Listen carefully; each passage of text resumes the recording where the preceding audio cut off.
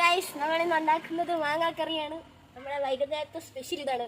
നമ്മളെ മാങ്ങ നല്ലതായിട്ട് ആവിയൊക്കെ പറക്കുന്നുണ്ട്. ഇങ്ങനെ കാണിച്ചുതരാം.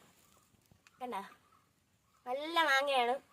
ഞാനും ആവയും കൂടി ഇത് ഉണ്ടാക്കിയിട്ട് അപ്പോൾ ഞാൻ എന്തൊക്കെയാണ് ഇതിൽ ഇട്ടിട്ടുള്ളതെന്ന് പറഞ്ഞുതരാം ഗൈസ്.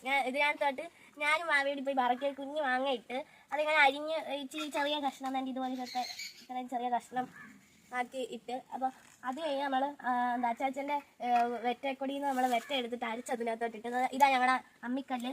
അപ്പോൾ അത് അമ്മി കല്ലിനകത്ത് ഇങ്ങനെ അരയ്ക്കുന്ന ഇതാണ്.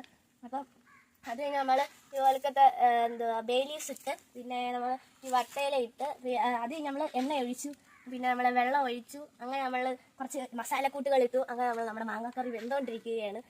അപ്പോൾ ഗൈസ് നമ്മുടെ മാങ്ങാക്കറി ഏകദേശമൊക്കെ ആവാറായിട്ടുണ്ട്. ചേച്ചി ടേസ്റ്റ് ചെയ്ത് നോക്കട്ടെ.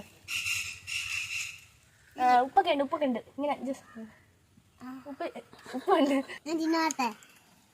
തിന്നുന്ന പോലെ ആക്ഷനെ കാണിക്കാം.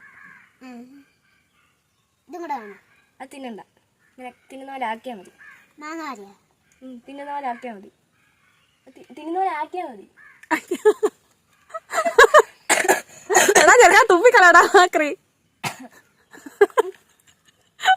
അപ്പൊ വേറെ ഇഷ്ടപ്പെട്ടോ മാങ്ങാക്കറി?